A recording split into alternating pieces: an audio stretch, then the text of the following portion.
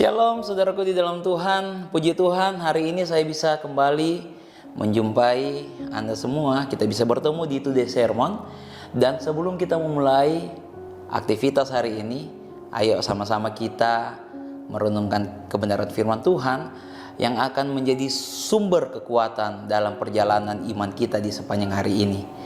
Saudaraku di dalam Tuhan, di meja ini saya memiliki 3 minuman kaleng.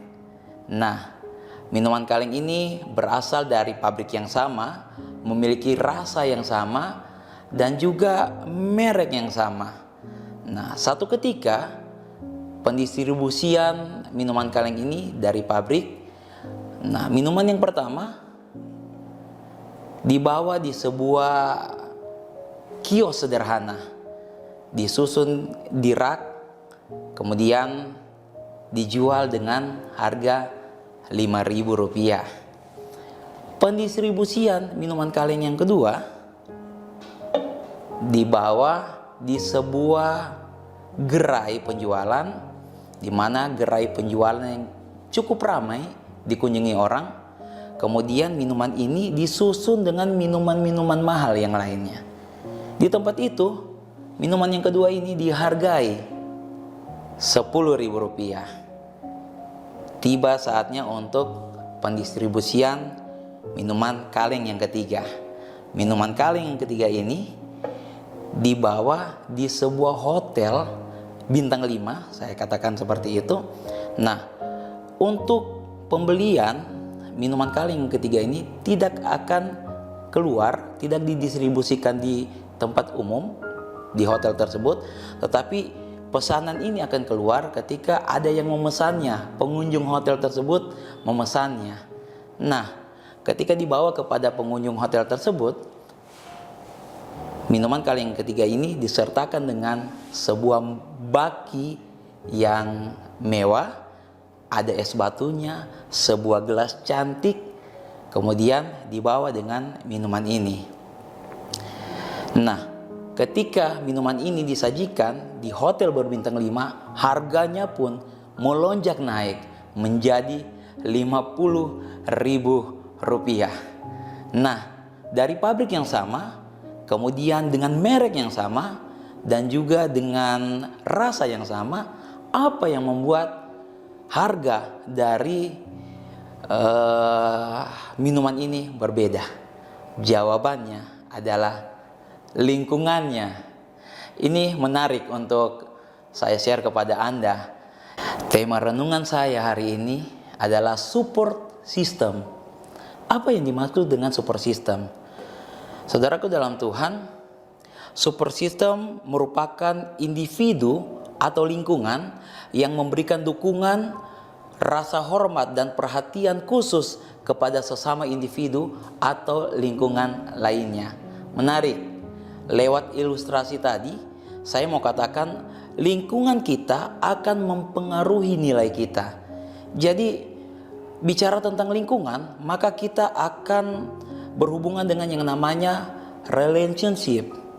Nah, saudaraku, kalau kita merasa bahwa hidup ini berharga, pasti kita tidak akan sembarang untuk melakukan segala sesuatu bagi hidup kita.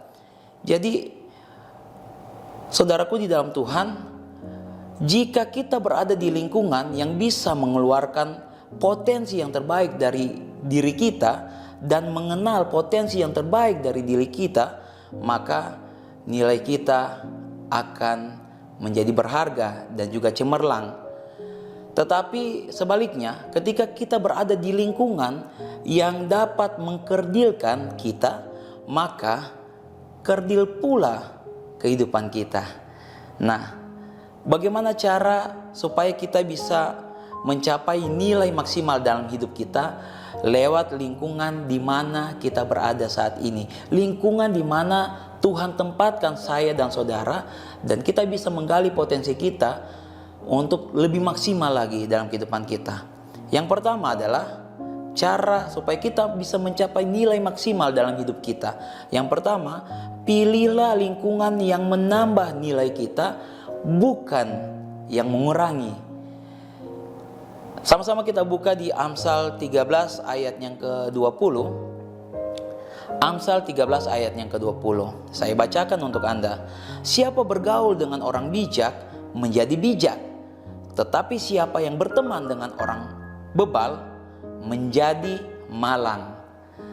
Dalam kehidupan kita sehari-hari ada kelompok teman yang bisa melihat sesuatu hal yang baik dalam kehidupan kita, dan mereka bisa menjadi contoh bagi kita bagaimana mereka bisa sukses. Kemudian mereka bisa bangkit dan juga mereka bisa memberikan satu nilai, mengenali potensi yang terbaik dalam kehidupan kita. Nah, bukan hanya itu saja, roh kita juga bisa dikuatkan lewat teman-teman kita atau lingkungan kita, orang-orang yang terdekat dalam kehidupan kita. Jadi ini yang menarik untuk golongan pertemanan kita yang pertama. Tetapi ada kelompok teman, ketika kita kumpul dengan mereka, kita menjadi lemah. Karena kita juga akan menjadi capek ketika bertemu dengan mereka. Kita hanya mendengarkan pengeluhan dari mulut mereka tentang apa yang mereka hadapi saat ini.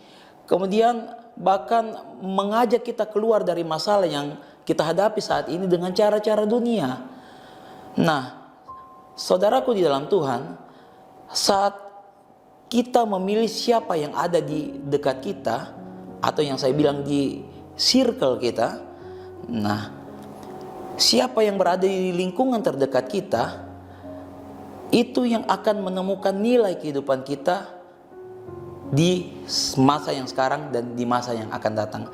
Saya pikir, saudaraku dalam Tuhan, kita pasti memilih golongan teman yang pertama, di mana ketika kita bertemu dengan mereka, kita ada di lingkungan mereka, kita disupport, bahkan kita saling membangun, saling menguatkan, dan juga cara-cara untuk menyelesaikan masalah yang kita dapati dari circle kita seperti ini, seperti yang ada di dekat kita sekarang, itu bisa menilai potensi yang kita punya dan menghargai apa yang kita punya. Ini sangat penting untuk tujuan kita bisa mencapai nilai maksimal dalam hidup kita.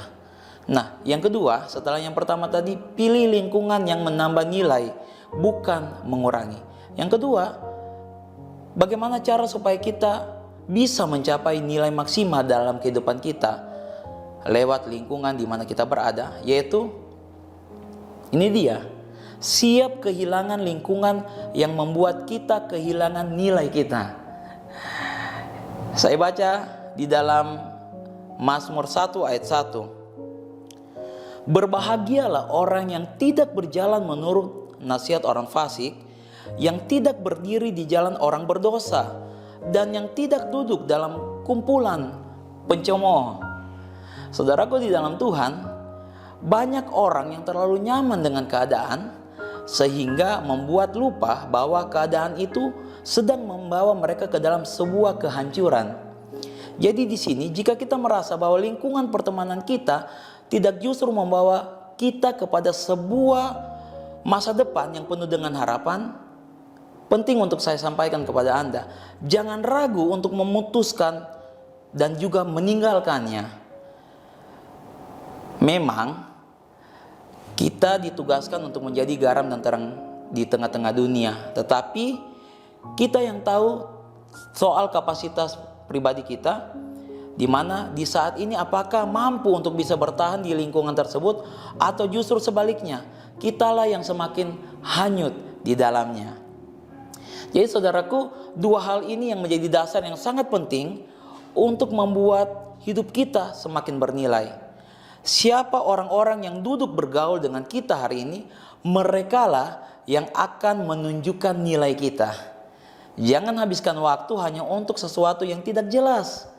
Berkumpul-kumpul dengan orang yang tidak membawa faedah dalam hidup kita.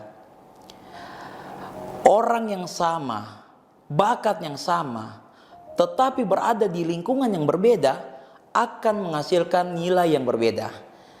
Yang terakhir, pastikan kita berada di ekosistem hidup yang tepat, dan kita juga menjadi support system bagi orang-orang yang ada di sekeliling kita. Ayat terakhir di Sermon Today hari ini, 1 Tesalonika 5 ayat yang ke-11. Karena itu nasihatilah seorang akan yang lain, dan saling membangunlah kamu seperti yang memang kamu lakukan. Amin untuk firman Tuhan. Mari kita satu dalam doa. Kita berdoa. Bapa kami yang ada dalam kerajaan surga, terima kasih untuk kesempatan yang Tuhan berikan bagi kami untuk belajar firman Tuhan di Today Sermon hari ini. Kami percaya di mana kami Tuhan taruh, maka disitulah kami akan menjadi bernilai. Dan di mana kami Tuhan taruh, di situ adalah tempat untuk proses kehidupan kami. Kami percaya, Pak, lewat orang-orang di sekeliling kami, itu yang akan membentuk kami, karakter kami, kehidupan kami, bahkan kepercayaan kami, iman kami kepada Tuhan, dan membuat kami semakin hari semakin kuat di dalam Tuhan. Dan kami bukan hanya saja menjadi orang yang selalu menerima berkat, tetapi kami juga menjadi orang-orang yang memberkati orang lain. Terima kasih Bapa di surga, berkati aktivitas kami hari ini, dimanapun kami berada, apapun yang kami kerjakan, dan menjadi tugas tanggung jawab kami. Allah Immanuel, Allah beserta kami. Terima kasih Bapa di surga, dalam nama Tuhan Yesus. Haleluya. Amin.